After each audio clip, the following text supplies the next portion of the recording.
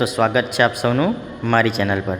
તો મિત્રો આ વિડીયોમાં આપણે જોઈશું ધોરણ 9નું જે એકમ કસોટી તમારી લેવાની છે, બરાબર ને? તો એમાં કેવી રીતે સવાલો પૂછાશે અને કે પ્રકારનો રહેશે, તો ચાલો આપણે જોઈએ। ઓકે, સૌપ્રથમ છે હુ વોઝ એડી। તો મિત્રો આપણને ખબર છે કે એડી કોણ હતો, જવાબ કેવી રીતે લખવાનો છે?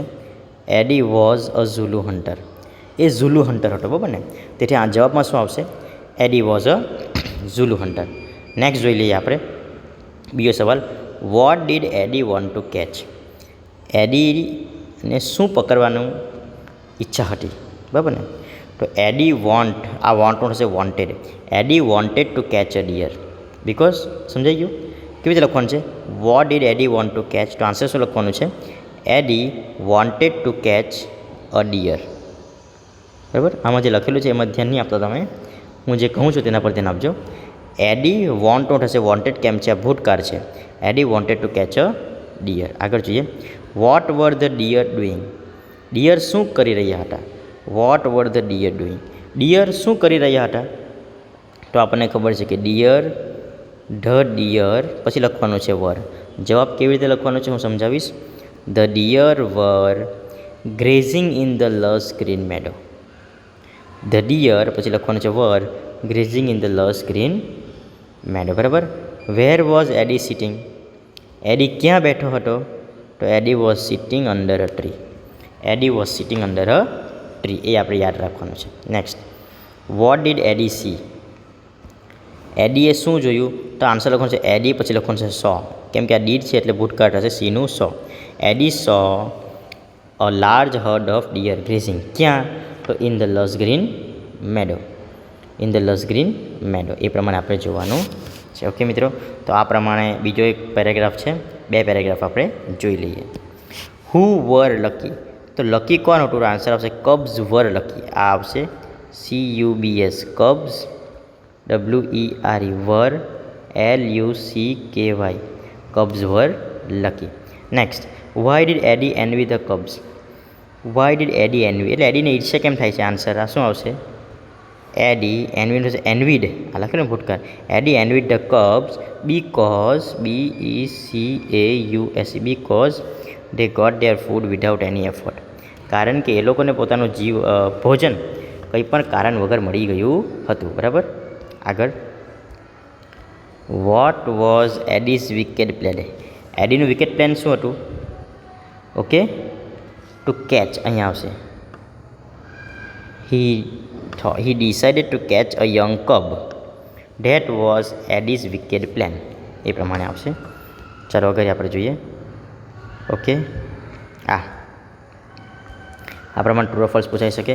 Eddie was able to run fast and catch a deer, શું એડી દોડી શકતો હતો? ટ્રુ, એ દોડી શકતો હતો, પણ આળસુ હોવાના કારણે દોડ્યો નહીં। એડી એનવીડ મધર ચિત્તા? એડવીને ઈર્ષ્યા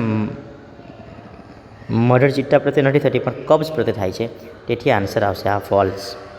mother cheetah cried because her cubs were dead, આ બી ફોલ્સ આવશે, બરાબર? Eddie was lazy and wicked hunter, તો અહીંયા ટ્રુ આવશે। Eddie was lazy and wicked, બરાબર છે। Eddie return the cubs on their mother, તો આન્સર આવશે ફોલ્સ, બરાબર ને? એ પ્રમાણે આગળ જઈએ। આવી રીતે વાક્ય પણ બનાવવાના આવે છે આપણને પરીક્ષામાં। વિકેડ અને lazy, Eddie was lazy and wicked hunter, બરાબર?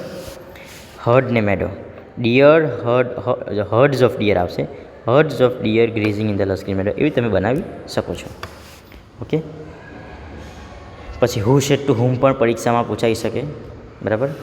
I have to run a lot to catch one of them, I have to run a lot to catch one of them, આ બધામાંથી એકને પકડવા માટે ઘણું દોડવું પડશે।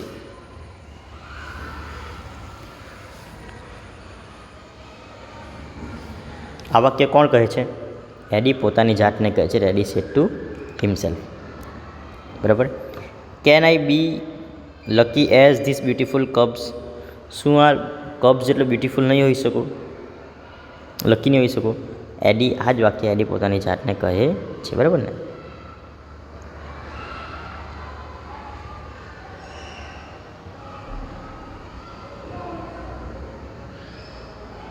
ઓકે, આગળ જઈએ। Dolly can swim in the river, તો મિત્રો જ્યાં પણ કેન એટલે ક્ષમતા અને ક્ષમતા એટલે કહેવાય આપણી શોઈંગ એબિલિટી. જે વાક્યમાં કેન આવે તેને આપણે શોઈંગ એબિલિટી કહેવાનું છે. હાઉ મેની એટલે સંખ્યા. How many days are there in a week. આ એક પ્રશ્ન પૂછેલો છે, તો ઇન્ક્વાયરી, પ્રશ્ન પૂછ્યું એટલે ઇન્ક્વાયરી, બરાબર ને. હાઉ મેની અને આ પ્રશ્ન પૂછેલો એટલે શું કહેવાય? Inquiry. Your handwriting is worse than mine. આ ધેન આવેલું છે ને કમ્પેરિંગ કરેલું છે એટલે આ આવશે. Harry is poor but he is honest. Harry કેવો છે? પુઅર એટલે ગરીબ છે, પણ કેવો છે? ઓનેસ્ટ, પ્રમાણિક છે. જ્યાં પણ બટ, ઓલ્ડો, ઢો ને બધું આવશે તેને શું કહેવાય છે? આપણે ડિસ્ક્રાઇબિંગ કોન્ટ્રાસ્ટ. ઓકે, આગળ વધીએ આપણે. અહીંયા from where did you get coaching for IPS. તો ડિસ્ક્રાઇબિંગ પ્લેસ મિત્રો. ડિસ્ક્રાઇબિંગ પ્લેસમાં આપણે વેર જોવાનું અને વેરની હોય તો સ્થળ જોવાનું, પણ અહીંયા વેર છે એટલે આ વાક્ય option B is the right answer. હવે મેકિંગ ઇન્ક્વાયરી. ઇન્ક્વાયરી WH વાળા વાક્ય છે, આ બધા WH વાળા વાક્ય છે. આઈ લીવ ઇન બેંક્સ હોય, તમે ક્યાં રહો છો? તો વેર. આ પણ આવી શકે, આ પણ આવી શકે, આ પણ આવી શકે, પણ લીવ વર્તમાન કાળમાં છે તેથી આ ડીડ નહીં આવશે અને લીવ એટલે આ ડુ આવશે, આ પણ નહીં આવશે. Where do you live? તો I live in bank society. Option C correct answer છે, બરાબર. ઓકે મિત્રો, આ પણ જોઈ લઈએ આપણે કે ખુશી કહે છે what do you think about your result. તો ખુશી વિરાટને પૂછે છે, તો ખુશી આસ્ક્ડ વિરાટ. તો આ વોટ છે એટલે અહીં આપણે વોટ મૂકવાનું છે. જ્યારે WH વાળા પ્રશ્નથી વાક્ય શરૂઆત થતો હોય ત્યારે ખુશી આસ્ક્ડ વિરાટ પછી હંમેશા વોટ જ આવશે.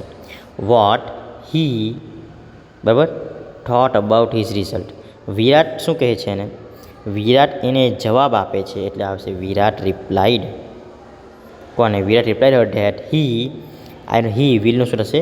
Wood. He would get first rank in the school. Khushi told him that they should give him a party. Okay, next week, આવતા અઠવાડિયે એટલે ધ ફોલોઈંગ વીક. પ્રીવિયસ એટલે પહેલું થઈ ગયું એટલે આ તો નહીં આવે. નેક્સ્ટ વીક તો આપેલું જ છે, નેક્સ્ટ વીકનું શું કહેવાય? The following week. એટલે આન્સર શું આવશે? The following week. ઓકે, આવી રીતે મિત્રો આન્સર આવશે. ઓકે મિત્રો, હવે અહીંયા જોવાનું છે આઈ લાઇક માય સ્કૂલ.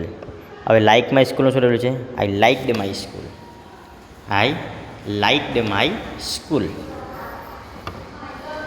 તો વર્તમાન કાળનું થયેલું છે ભૂતકાળ. ધેર આરનું થશે. ઓકે, તો અહીંયા આરના જગ્યા પર આવશે વર. ઓકે, ફ્રોમ ડે કમનું શું થશે? કેમ. CAME કેમ. ઓકે, એન્ડ ગોનું શું થશે? Van. WENT van. The children લર્નનું થશે લર્નડ. LEARNED લર્નડ. કટર થશે LEARNT લર્નડ.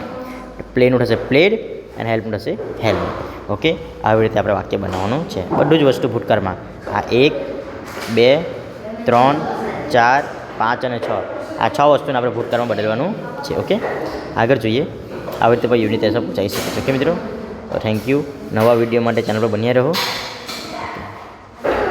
આગળનું આપણે નેક્સ્ટ વિડીયોમાં જોઈશું.